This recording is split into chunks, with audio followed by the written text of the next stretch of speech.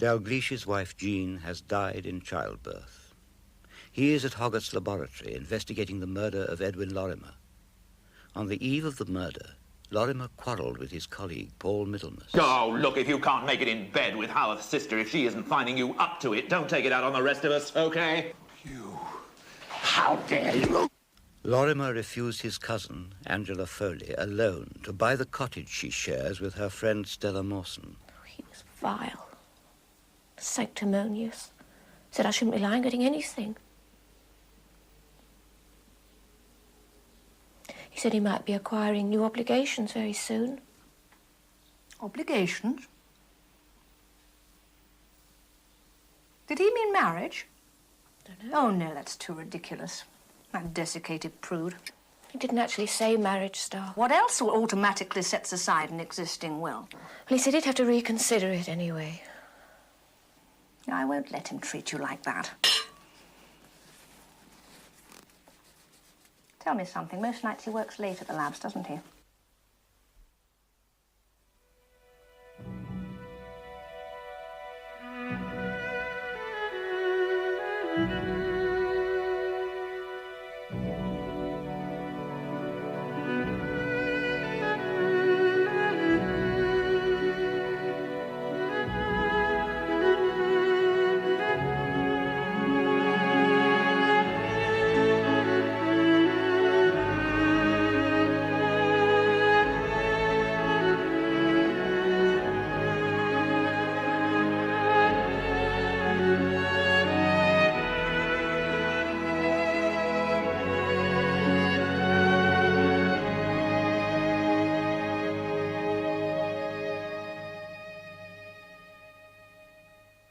My aim is to complete inquiries as soon as I reasonably can, so the laboratory can get back to work. Now, you can help me by completing brief statements of your whereabouts yesterday evening between the hours of, say, 6 o'clock and midnight, okay? Thank you. I do appreciate your cooperation and, indeed, your patience. Thank you. Oh, he's quite a surprise. In what way? He's a poet. He's quite well known.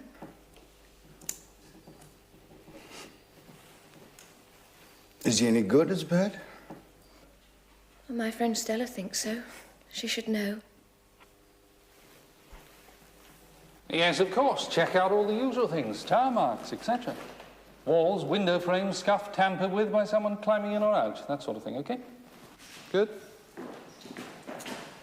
Now, who needed to get here before Mrs. Bidwell, and therefore had to delay? And why tear pages out of a notebook? Sergeant Reynolds, ask Inspector Doyle to report to me the minute he gets back, will you? Yes, sir.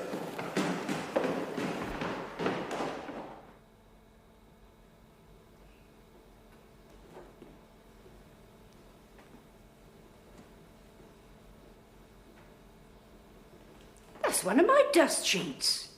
Yes, it came from your linen cupboard. And you covered the body with it? Yes. You've got a cheek, young man. Thank you. Ah, Mrs. Bidwell. Thank you for your help. Now, would you say that Dr. Lorimer was popular with the rest of the staff? Him? No, never. Too fussy for his own good. And he got worse recently. Nervy, you know. No, not popular. I'd like you to tell me about the phone all that unpleasantness yesterday. No, perhaps you tell me. Well, that started at dinner time. Dr. L came down to reception. Had a row with that funny daughter of Dr. Kerrison's. They was waiting for their dad. He was giving a lecture. Dr. L said the lab was no place for kids and he pushes her out the door. Did she screech? Really? You ask Inspector Blakelock. And you saw this yourself? Just the end of it. Later on... That's all right, Mrs. Bidwell. I've got the picture. About the phone call. Oh, ah. What about that? Some people have got a nerve. Anyway, I went over to Acre Wood, that's the Howarth house, and Miss Howarth weren't there, so that can't have been her what rang, can it? Well, unless, of course, she rang from London. Oh.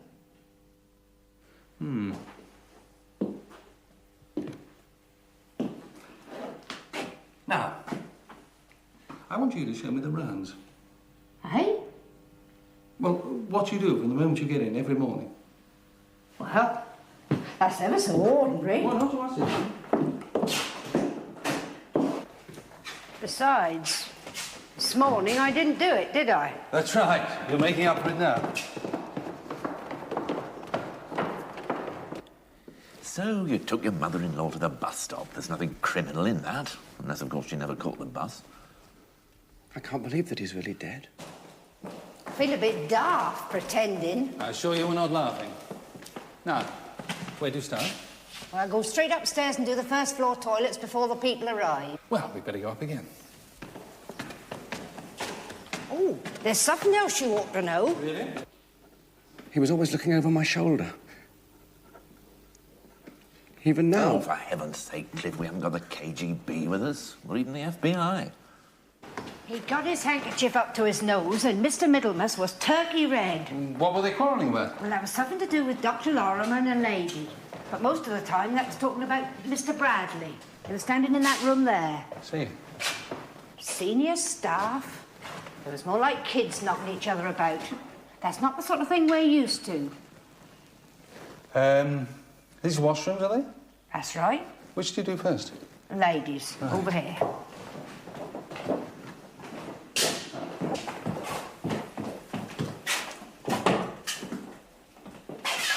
Is this how you'd expect to find it? No better, no worse.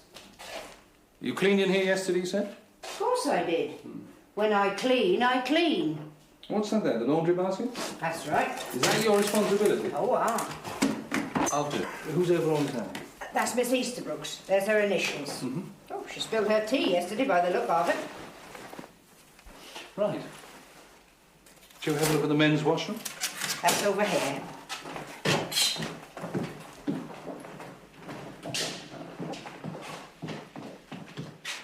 So at least Miss Easterbrook knew that Mrs. Bidwell would have to go to the biology lab early to put out a clean coat for her.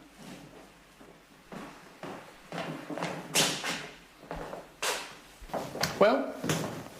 Much as usual.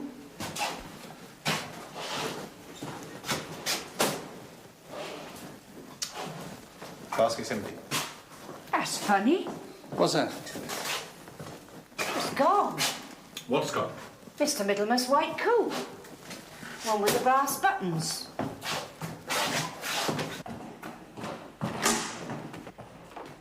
It's not here either. So, where is it? Why would you expect to find it in the laundry basket? Because of the blood. Dr. Lorimer's nose bled all over that coat. Well, someone stole it. Where do you go from now? Dr. Howard's office. Not that it'd ever need much. He's ever so tidy. Not like old Dr. Mack. Yes, I've already seen the director's office. Right, thank you, Mrs. Bidwell. I'll see Middlemas next. Sir. Hold you on a minute. I know you have to be cautious, but if I were you, I'd ask Dr. Howard a thing or two. He sneaked out to the show halfway through. Show? What show? Village show last night. He only came to look matey. You could tell he hated it. I see. Thank you very much, Mrs. Bidwell. You've been very helpful. I'll just get my bucket. Don't worry about your bucket, Mrs. Bidwell.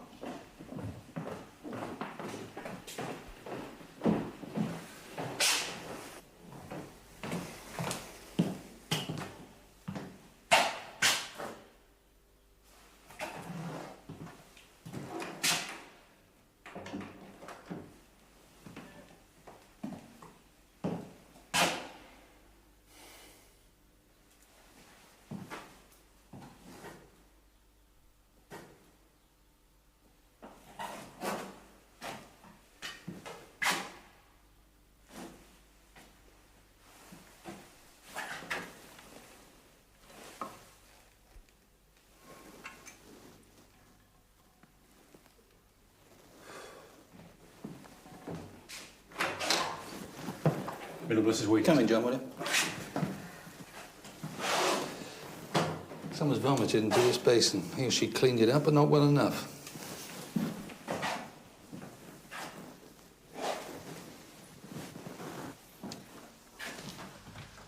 And John, someone could get out that window.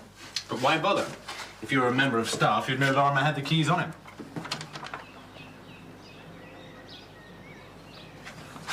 But if it were an outsider, it would account for the locked front door and the alarm system being intact. Well, the murderer may have got out of this window, sir. But I don't think he came in this way. Why? It's a hell of a climb. Although, if it were an outsider, Lorimer could have let him in. Some security system. Oh, yes. And you'll check out the village show, will you? Yes, sir. And John, quick as you can with that. Cheers.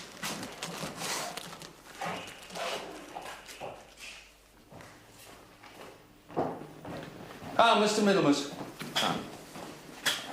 Thank you for your statement. Tell me, what happened between you and Dr. Lorimer yesterday?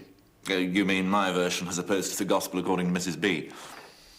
I mean the truth as opposed to speculation, Mr. Middlemas. Yes, well, I can't say that I'm proud of it. Damn silly, really. Well, I was at work. The door was open. It gets rather stuffy up here on hot days. I saw Lorimer come out of the washroom. I had a private matter I wanted to discuss with him, so I asked him in. Unfortunately, it escalated. He struck out at me, and in reaction, more by luck than judgment, I hit him on the nose. He bled spectacularly all over my overall. I apologized, and that was that. Not entirely edifying, I agree. Are you the only person here who wears an overall with brass buttons? What? Oh, that. Yes, I'm rather fond of it. It belonged to my father. He was a naval dentist. Oh. Hey, you can't do this. Oh, no, Marcy. Hey, you, what do you think you're doing? My God, where is he? Take it easy. Look, let me through. Take it easy. He's up there, isn't he? Let me through. Take it easy! It's all right, I'm here. Well, what is it, Mr. Bradley? You think I did it, don't you? I think you did what? They've told you. Oh, yes, they all think I did it. Oh, Clifford, Mr. Middlemas. Just keep out of this, will you? All right.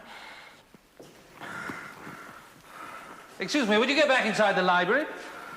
Constable, close the door. Stay in front of it. John, come here.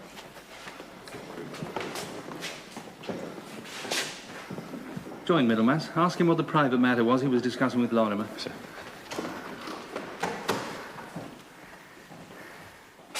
Right, Mr. Bradley. Come with me.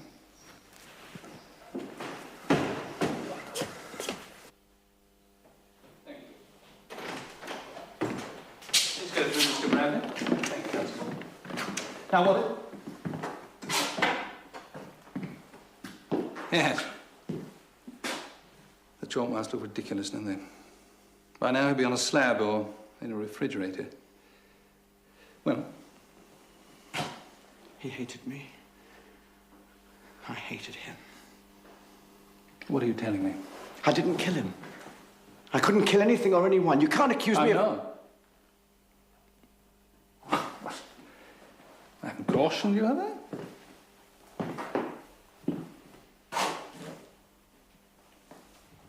Well, we'll talk about your motives later. What I want to know from you at the moment is something much duller than that. Facts. Ordinary, homely facts, like what you had for supper last night. That's not a very difficult question, is it?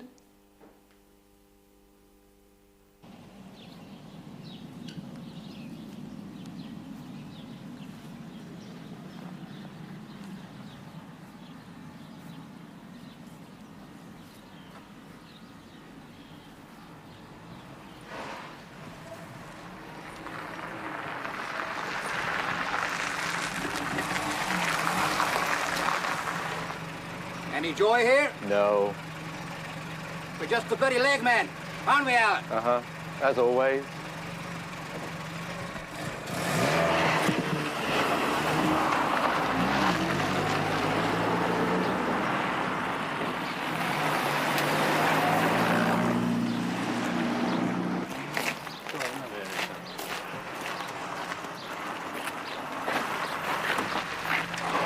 Al?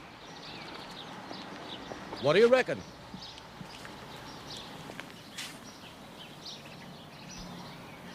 Inspector Doyle? Did you manage to contact Mr. Bidwell? Him and his tractor were in the middle of nowhere. That's why it took you so long. Well, what did he say? The witness confirmed it was a woman who telephoned. He didn't know who. 0650 thereabouts. And he couldn't remember if his wife was to go or come to Dr. Howard's house. Did you ask him if he thought the voice was muffled or distorted in any way? Perhaps a man pretending to be a woman? No, he'd have reckoned it a balmy question. It isn't. Well, you can ask him at the station. I assume you told him to report at the station, make a formal statement? Of course. Good. Now, look, I want a story checked. It concerns Mr. Middlemas's evidence. Yep, that's it, George. Photographer and the Goins to take a cast. Receiving you. Out.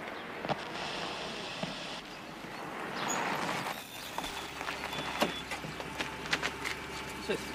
Tyre marks, sir. Front axle, treads non-compatible. They're fairly fresh. They could be from last night. Good. Then we may be able to identify the vehicle, with luck. If you come up with anything, contact me through Guy's Marsh, OK? Right, sir.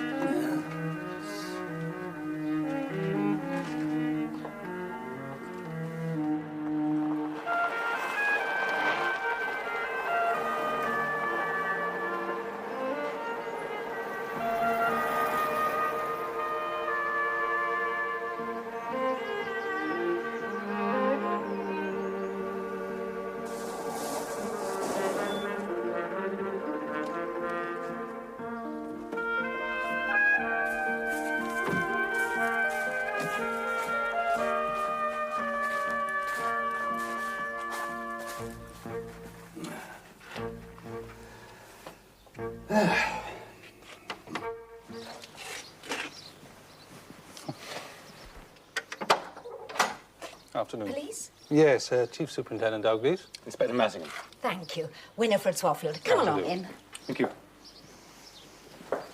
The old gentleman's upstairs changing. Well, I told him there was absolutely no need, but there. Go along in. That's right. Constable Davies. Now, he is here to see that nobody goes into Dr. Lorimer's room and to see that nobody bothers old Mr. Lorimer.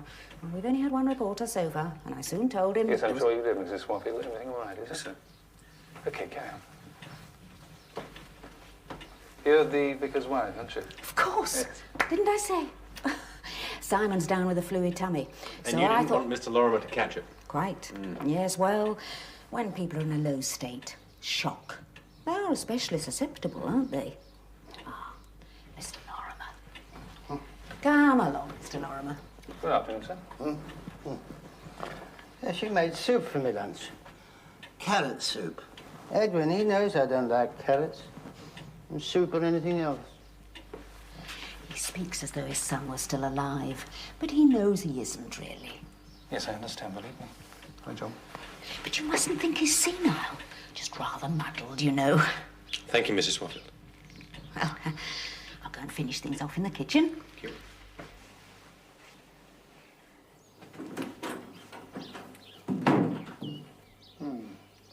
I told her I didn't eat at midday, but she didn't listen.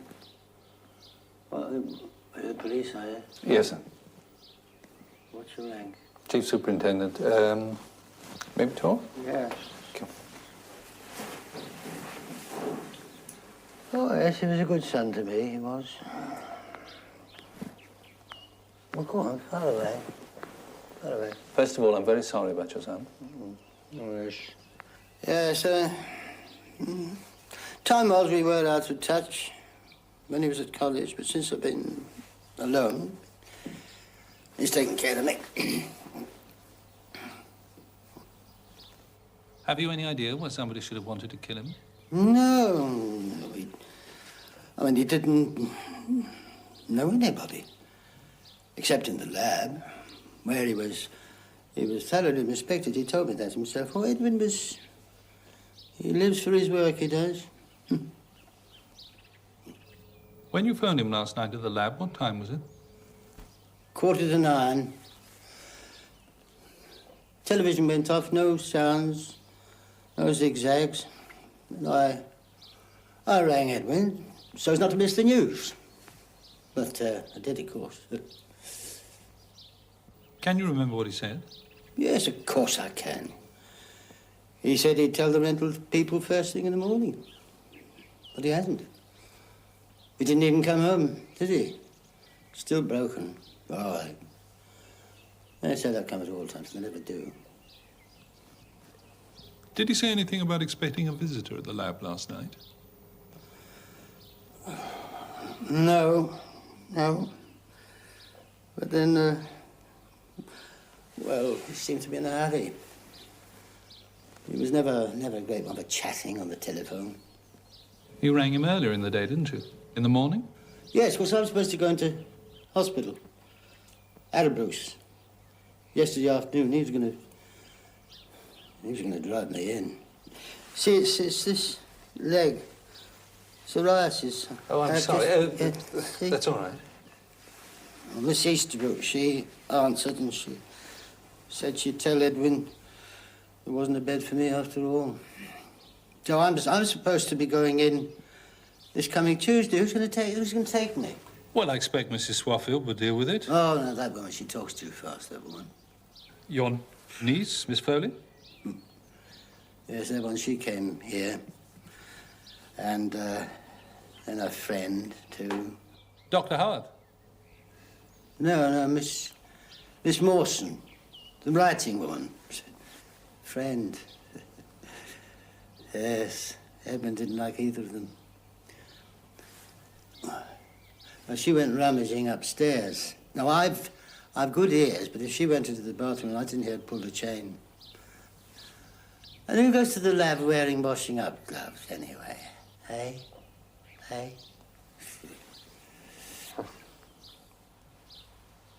Where was Constable Davis? Who? Oh, I don't know where he was. Why? Oh...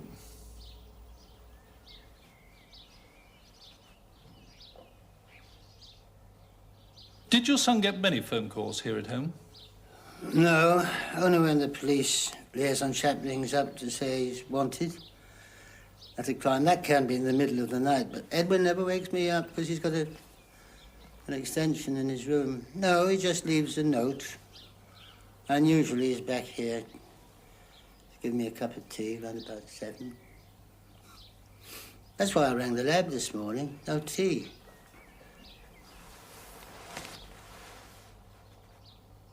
Has anyone phoned him recently? Or come to see him? Oh, we'd want to come and see him.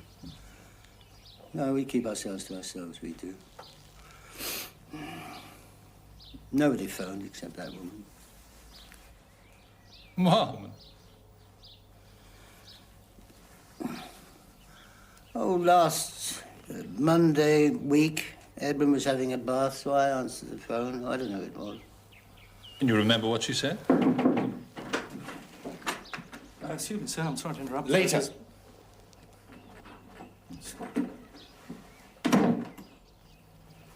He's only a boy. Eh?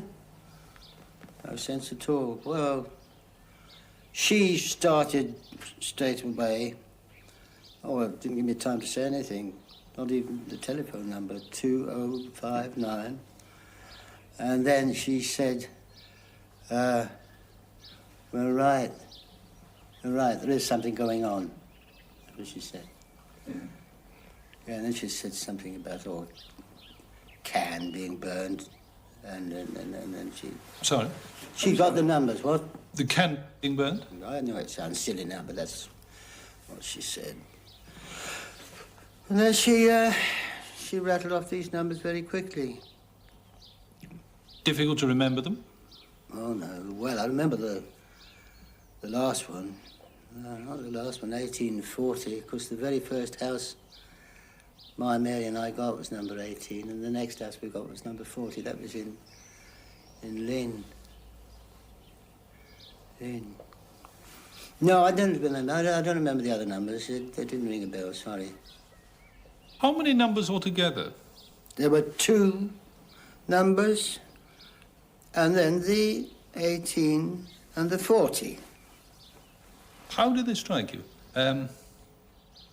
Like a car registration number, for example? No, it's more like a telephone number than a car, because there weren't any letters.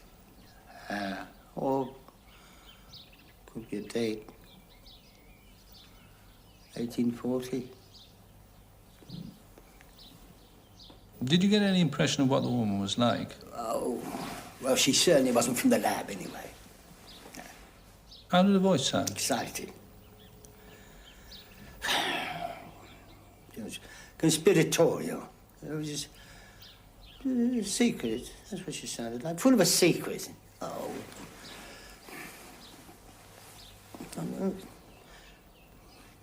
It's hard when the young go first.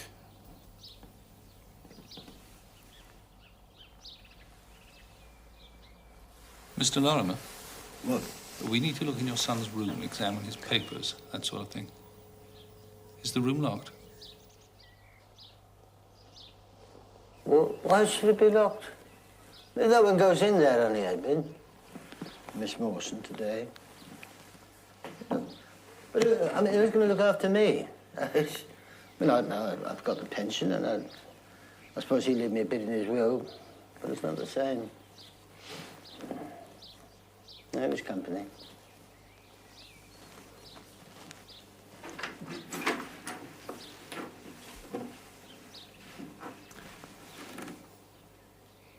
Thank you.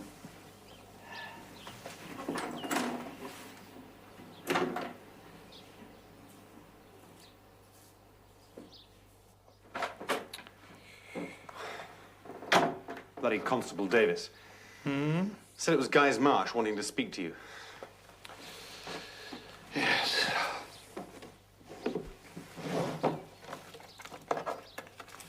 Luckily for us, the old man was in more control than we had any right to expect. Yes. The question is if he was correct. When Sarah Mawson did come up here, what did she want, and more importantly, did she find it? The will? Perhaps her friend stood to benefit.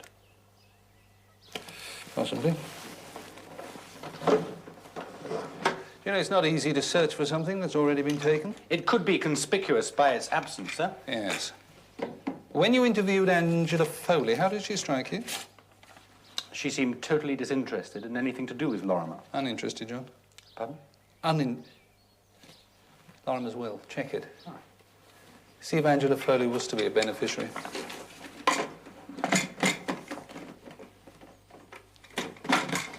Well, he leaves the cottage and £10,000 to his father. Sir, he leaves the rest of his estate to Angela Foley. What's the date of the will? 15th of August, 1977. That was my wife's birthday. Yes, sir. Right, well, we have a will. Now, I know this is a long shot. I just wonder if Stella Mawson was looking for that letter Brenda Pridmore referred to in her statement. In your notebook. It was an anonymous letter with a brown envelope. Oh, yes. Addressed in clumsy capitals, arriving at Hoggart's, the second post the day before Lorimer was found. Anonymous letter. Before the phone call to Lorimer, to tell him about the can being burned. Old Lorimer referred just now to the can being burned or not burned. Can is short for cannabis. The number, Batch, exhibit number? A valuable exhibit not officially burnt at Hoggart's. An anonymous letter to Lorimer before the phone call to him to tell him about some cannabis. Yes. Anonymous letter. Right, get on to Hoggart's Guy's Marsh, see if there was a exhibit number 1840. While you're at it, check that. Miss Willard, the Old Rectory, 2437. Oh, John, have you got Lorimer's keys? Yes, sir. Thank you.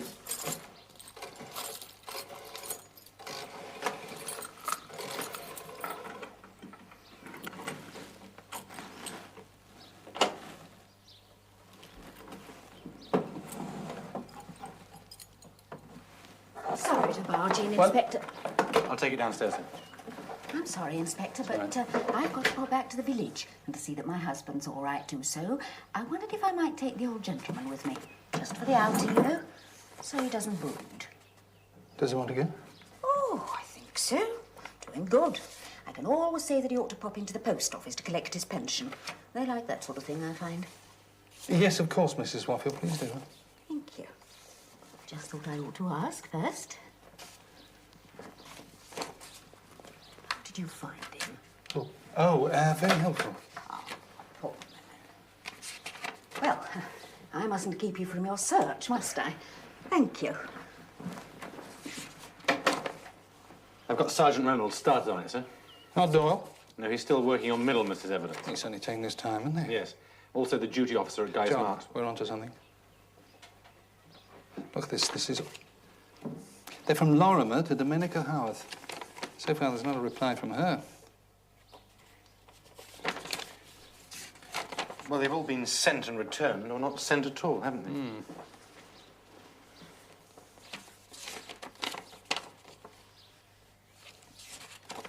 This one implies an affair broken off. Yes, they all do.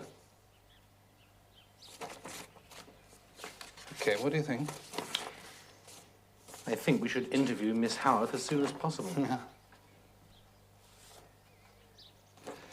Seems as though we got the wrong body, doesn't it? I mean, all the evidence points to Lorimer being the murderer, not the victim.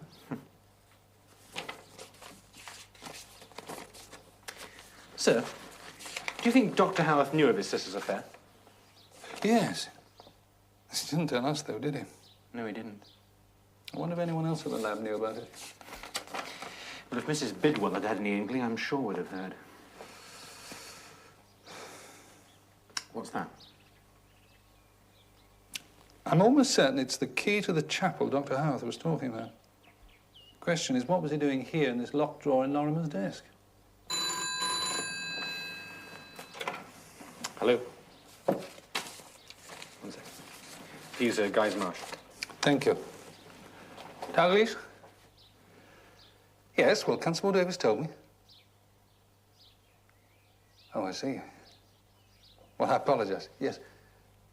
Yes, thank you. We'll be straight there.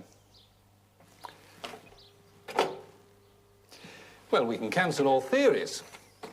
We have got a witness. Who? The passenger on the 9 o'clock bus last night, as it was passing Hoggarts, saw someone running down the drive.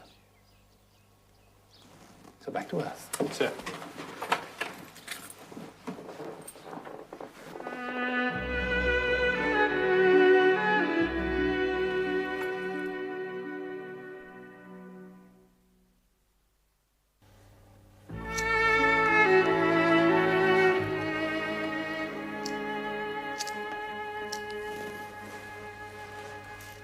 Running like a daffy he were, down the drive. Can you describe him? No? Well, he weren't old. Well, how young was he? I never said he were young. Never seen him near to, did I? But he didn't run like an old un. Was he running for the bus? Well, if he were, he missed it. He missed it. What's that on your wrist? Eel skin. Oh, is that for rheumatism? Ah, be worse without the old eel skin. Did he wave to attract the bus driver's attention? No, driver couldn't see him, but I could.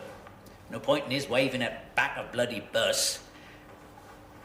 I hate them new Dackle doubles. Have to go up top to smoke. Lucky for us, though, Mr. Goddard. Otherwise, you wouldn't have seen him. Excuse me, sir, we've got a Major Hunt on the line. I'd like to speak to you personally. Who's he? Solicitor, sir. Party to Colby and Hunt. Well, tell him we're calling back then. He said it was urgent, sir. John.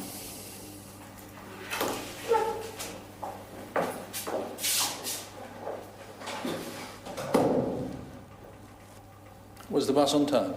I ain't talking without a witness. You're not accused of anything. I'm helping with your inquiries, so let's do it proper, eh? Besides, if that young fella don't take notes, you forget as like as not, eh? Would you like to try me, Mr. Goddard?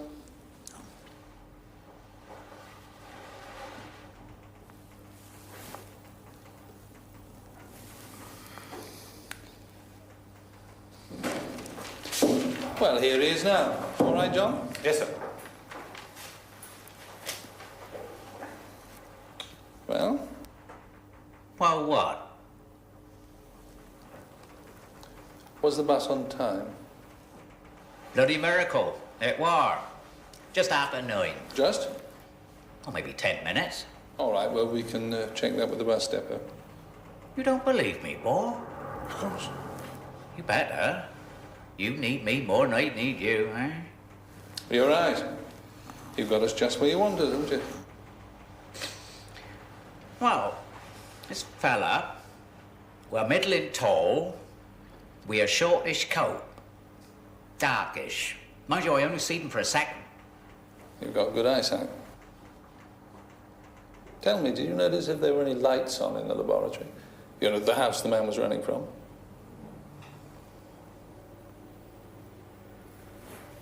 So these are the first details on Lorimer. Hunt is a solicitor, I said we'll call on her later. All right.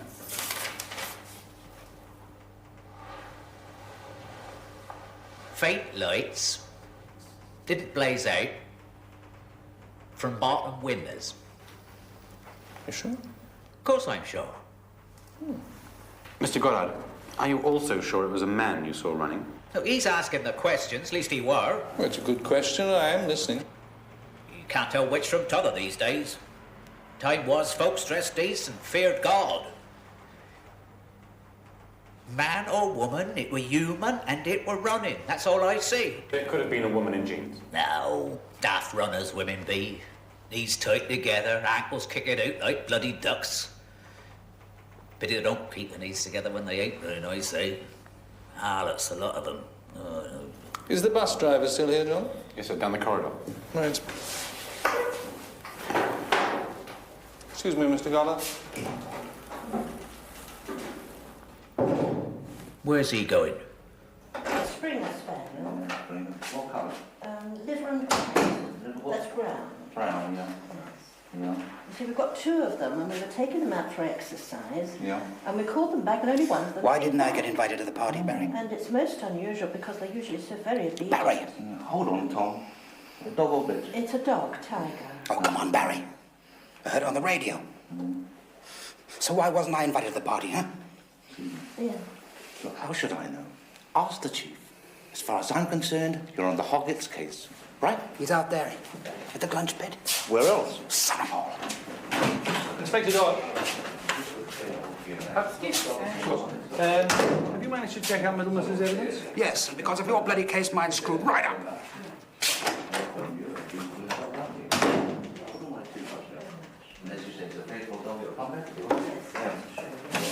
It was last night, you see, and we've never been out at night time. Sorry to have kept you. One last question. The bus driver says there was a woman standing at the bus stop, but she didn't get on the bus. I never seen her. Who could I? Can't expect a chap to see through the roof of a bloody bus shelter. Sure enough. That's all. Thank you, Mr. Goddard.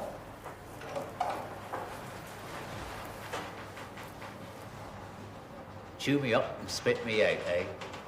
Well, I thought you did most of the chewing, really. Leg pull, boy. Leg pull. Oh.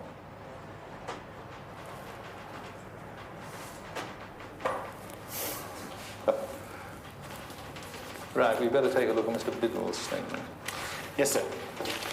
What about the woman at the bus stop?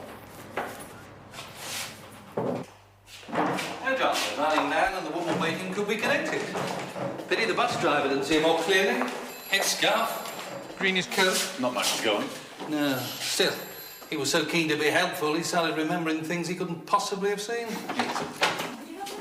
Sir, I have a supervisor from the bus depot on the line. Take it on the other phone? Yeah, John, would you do that? Hello, Inspector Massing.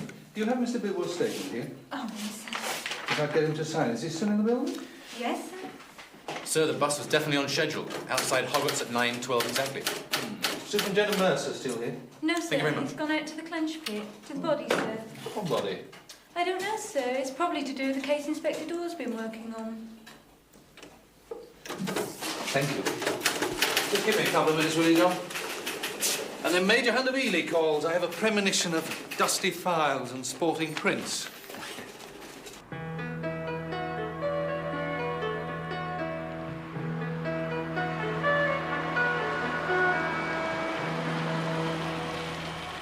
Well, tell him I'm on my way anyway.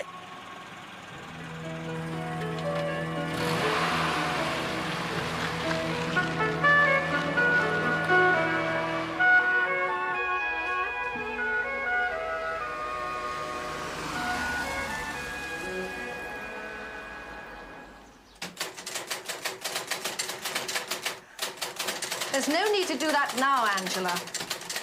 The rewrite can wait. Really, it can. I must do something. I've done nothing all day. You found your cousin Edwin had been murdered last night. You helped to break the news to your uncle. You've been interviewed by the police. I call that something, not nothing. Oh, please. Oh, damn. Angela. What? We must keep calm. Please. I'm trying to keep calm. That's why I'm typing. By the way, did you tell the police that you'd asked Edwin to lend us the money? No. Oh, good. Well, he won't have had time to change his will. At least you'll get your due. We can write to the solicitors.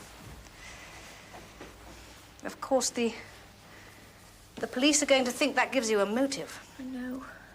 Oh, what are we going to do? We make sure our alibis are watertight.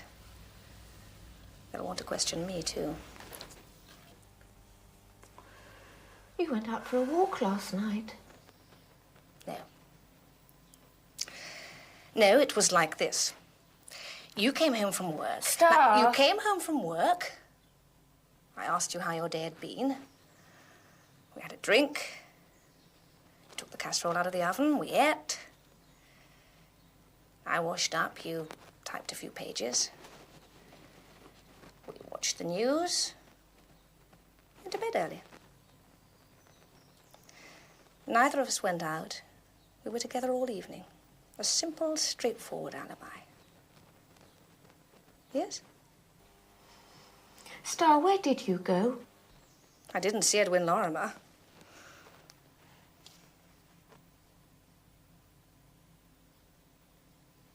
Surely you believe me. Of course I do. Then no problem.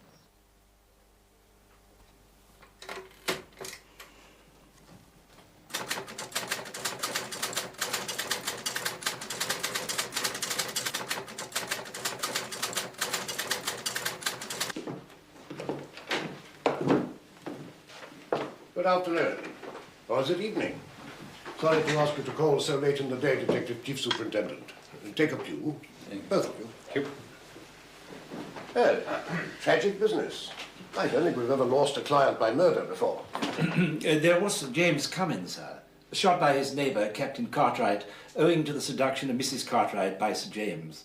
A grievance aggravated by some unpleasantness over fishing rights. Ah, so amusing, but that was in my father's time, 1923.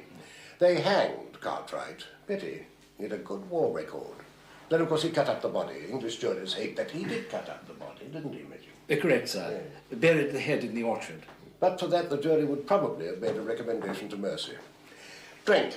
No, thank you. Oh, of course not. Now, well, I'll hold off too. It'll do me good. Well, to our muttons, gentlemen. You'll want to know about Dr. Lorimer's will, I dare say. I want to know why you thought it urgent for us to call, Major Hunt. Ah, yes. Well, it's the timings. Timings? Yes, Mitchell, get me Lorimer's box. It's here, sir. What? Oh, yes. Now then, the will. Yes, well, we found one in his study. It looked like the original, dated August 15th, 1977. Yes, the poor devil probably didn't have a chance to destroy it. There's a later one? Oh, yeah. As of yesterday. About this time, actually. Well, no, 5:30. She was a bit late. Yesterday? Yes, signed by him in my presence. Copy and the original to be left here under his instructions. They're quite short, one each. His father gets the cottage and 15,000. How much does his cousin, Miss Foley, receive? Ah, spot on, Chief Superintendent. Damn all. Nothing? Not a sausage. Oh, I tried to dissuade him, but his mood yesterday was rather hectic and, well, vengeful. Anyway, those were his instructions to me. Quite adamant he was. Why did you try and dissuade him? Well, she's had rather a raw deal, really, that girl. Unlike Brenda Pridmore, who receives £1,000 to enable her to buy books needed to further her scientific education. Yes. Generous allowance, but we'll come back to Brenda Pridmore in a moment. You were saying? Dr. Lorimer's money came originally from his maternal grandmother. According to what is laughingly known as natural justice, there should have been 2 beneficiaries. Both grandchildren, Edwin and Angela, but the old lady was a bit potty, and she left a lot to the male grandchild. How much? Oh, 30-odd thousand, since compounded to 55,000. Dr. Lorimer's left all the residue to the Academy of Forensic Science. Not a fortune these days, but... Why was the original sum left to the grandchildren? Were her own children dead? Oh, yes. A stroke and a road accident, respectively. Did Dr. Lorimer indicate to you why he changed his mind? In the earlier will, Miss Foley was the main beneficiary. Oh, no, he gave no reason. Did he say or imply he'd already told Miss Foley she was not a benefit? No, he didn't say whether he had told her or not. But he didn't approve of Miss Marsden. Quite outspoken he was about the relationship which he alleged exists between his cousin and Miss Marsden. But getting back to the timings... Yes? Oh, blast. Mixing the deal with that, will you? Major Hunt's office. Oh, good afternoon. You were talking about timings? Yes, well, given his murder last night, Miss Foley, if she had known of his intention... Quite a strong motive, Major Hunt. Exactly. It's Miss Foley herself. She's at Personnel Cottage. Oh, Mr. Lorimer wants to know, he's rather anxious, whether the cottage now belongs to him. Oh, do you want me to tell her?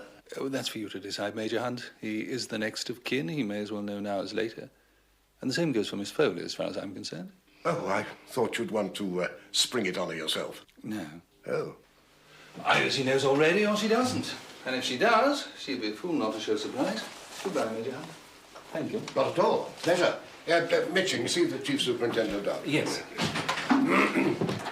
Hello, Miss Foley.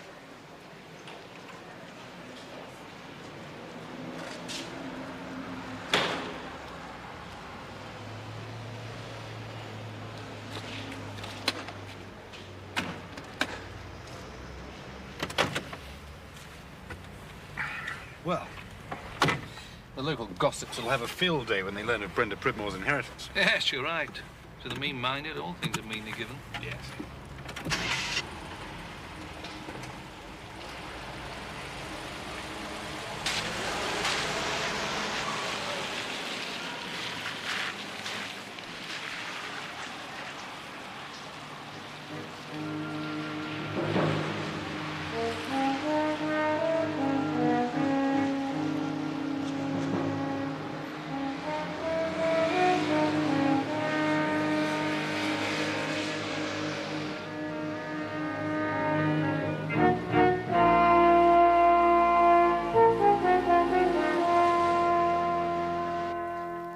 But I shall insist. No judge would allow it. Rubbish. The woman invariably gets custody of the children. I can't believe that you really want them. You don't know anything about me anymore, Henry. Really? You're so different. Yes, I am. Leaving you's made all the difference. And Gerald, too, of course. You aren't going to contest the divorce suddenly, are you? We agreed... No, but I shall fight for the children. You? Fight? You better go now before they get back with Miss Willard. I want to see them. Nell's emotional enough as it is, and you always upset her. Gerald's solicitor tells me... Yes, will you discuss it with him? Now go.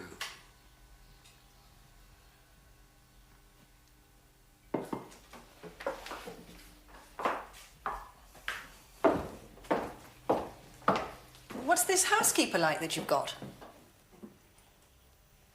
Barely adequate, but we manage. Poor you. You should break out, Henry. Like I did. I recommend it.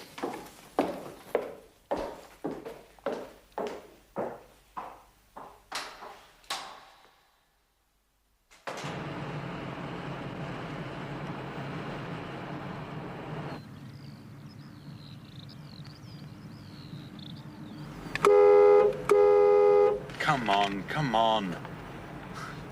My wife used to drive as impatiently as that. They'll move over in a minute.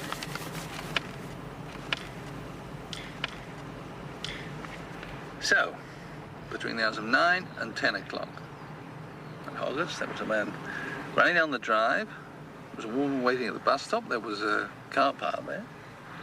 And all the lights were on the ground floor of the building. Now, are these events all connected, or are they separate? The same thing with the 2 phone calls. Mm-hmm. Well, one to Mrs. Bidwell, delaying her arrival at the lab. The other, an urgent message to old Lorimer saying something about burning of a cannabis exhibit. What else we got?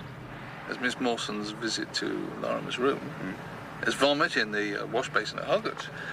And there's the one person with a clear-cut motive. Angela Foley. I wonder if she actually knew about the change in the will. Thank God. I hope Kerrison's out there. And something else. We need to find out a bit more about his daughter. And the quarrel she had with Lorimer. Yes.